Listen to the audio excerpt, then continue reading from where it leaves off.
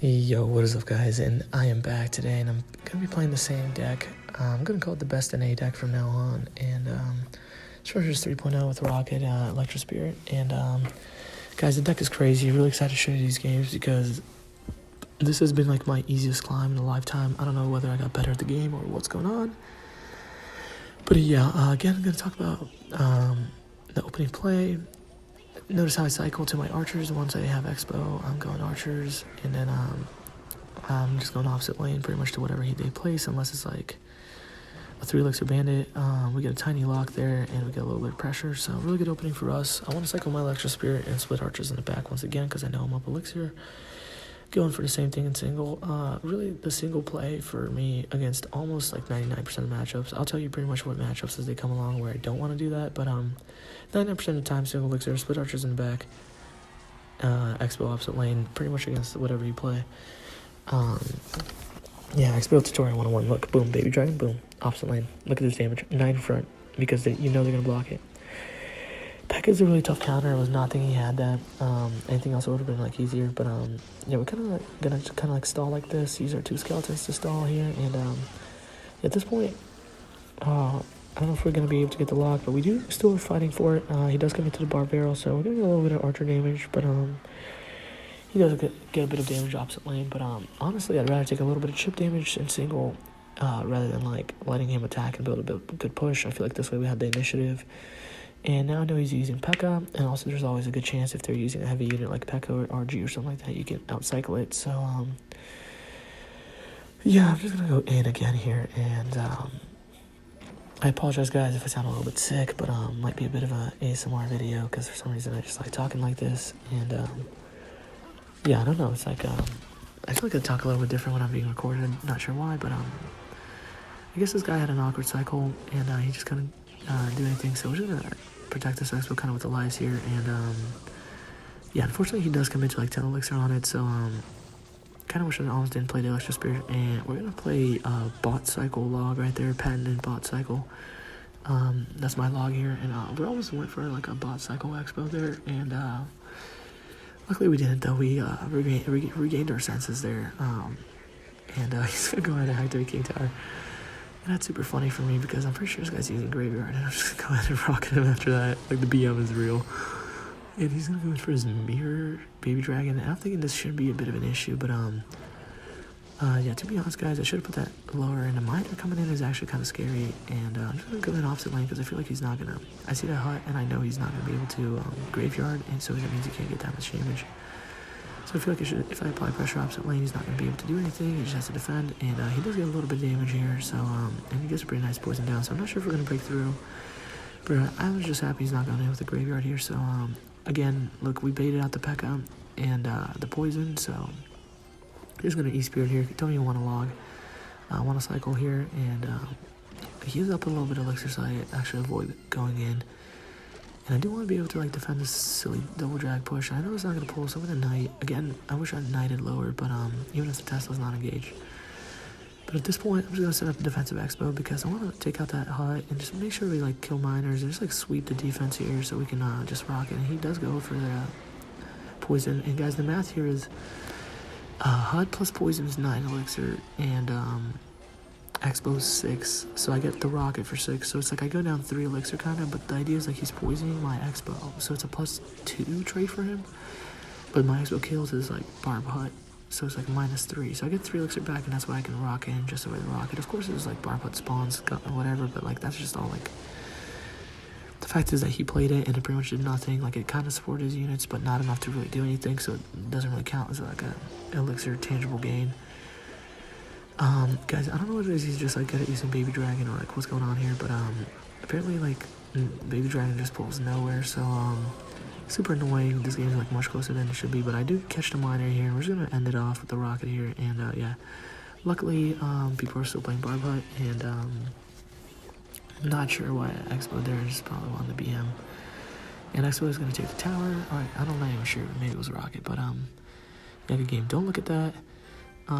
Literally do not go look at that. There's private info. It's like there's not. I'm just making you guys rewatch the video.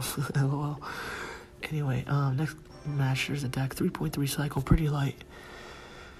I don't know if it's just me, but I feel like decks over time have gotten heavier in Clash Royale. Like, we used to have 2.6, 2.9, 3.0, now 3.0 is, like, dead. It's just, like, the decks keep getting heavier and heavier. I'm just on, like, 4.0 because there's, like, triple elixir now.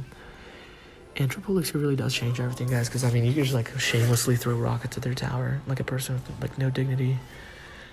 Like, I'm not gonna... I almost made a mistake, okay. I'm not gonna say anything, but, yeah, anyway, looking like E-Giant, no, I don't even know what this is. It could be E-Giant, it could be, Graveyard. You never know, because 1, it's low ladder, 2, I'm bad, and I don't know my decks, and then 3, it's like, I don't know, it's just the diversity of decks is crazy, so we're just gonna Electro Spear here to give a counter. Should be a full counter, but I'm kind of bad, so I know he does a full counter. Archer didn't get a shot, so, yeah, free 2 elixir for me there. Appreciate you, brother. Thank you so much for helping us out. Archers had a little party, so I'm just going to check the rocket damage. I'm already doing the math here on how many rockets it takes. So it's like 4 rockets, right?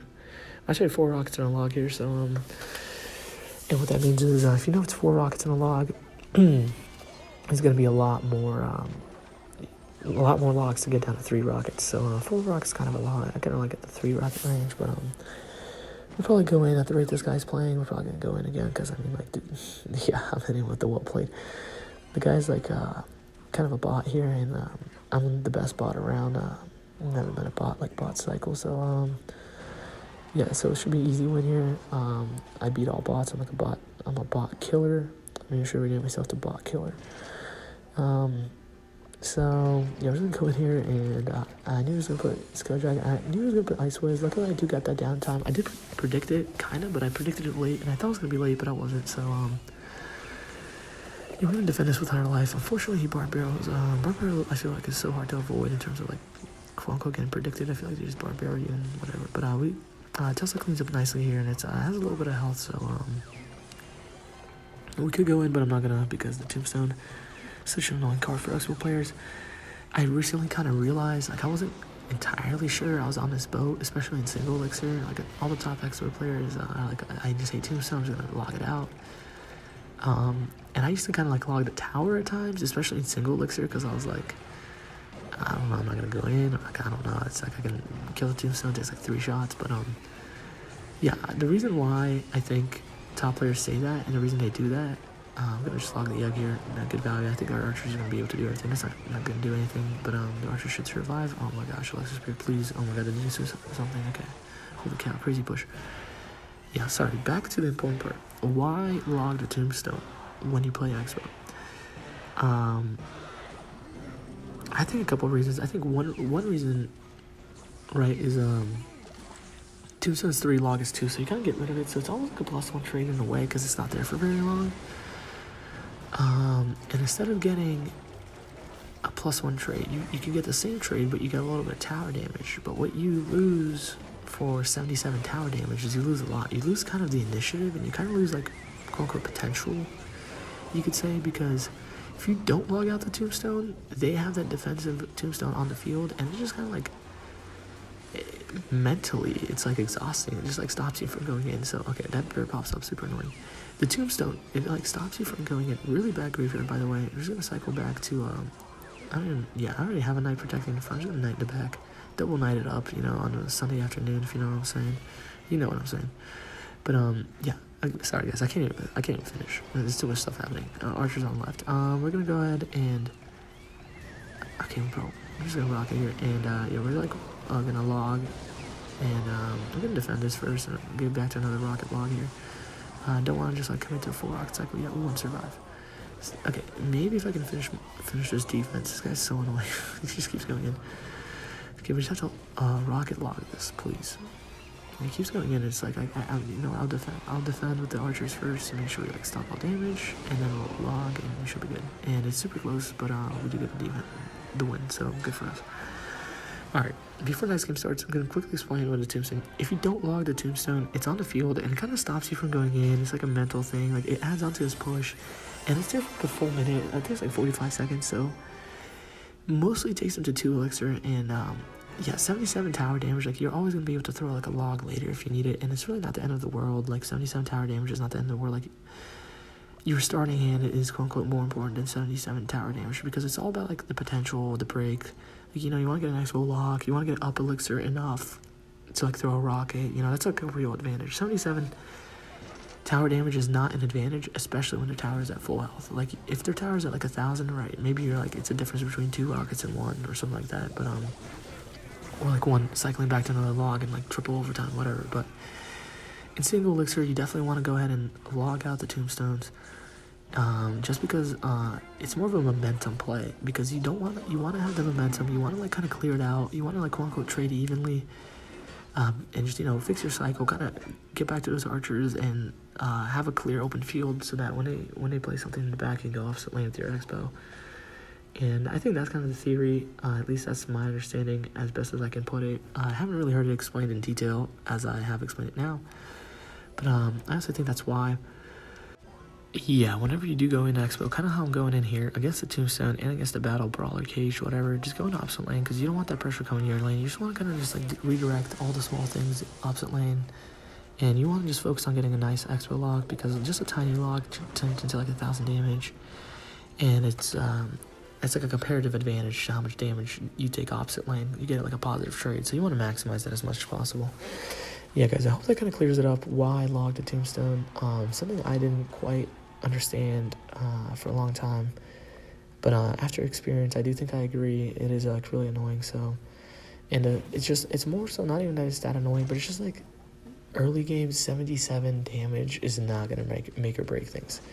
Like, even in like, you can hear this from a pro, even like in a competitive CR game, yes, they're really close, but it's going to be more like, there's going to be, when you lose the game, it's not going to be from that log you didn't throw, it's going to be from like some other mistake you made. Trust me, you don't take 4,000 damage without like no mistakes. I mean, that's a very rare case even at the top ladder. For example, here, this is like, if I lose this game, it's because I just choked on this defense right here, and I just lost half my tower. But yeah, clearly I'm not going to lose this game.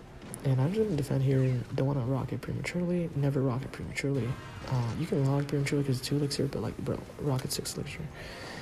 And yeah, guys, this is going to be the last game of this video, so pretty easy, as you saw, really easy games. I didn't even talk about this game. Like, this guy's kind of like playing the bot. I mean, bro, don't put your shit in the back. Real good E-Giant players can actually make it very difficult. I think it's actually honestly close to 50-50 matchup. I just think most E-Giant players like don't know how to play and are really bad.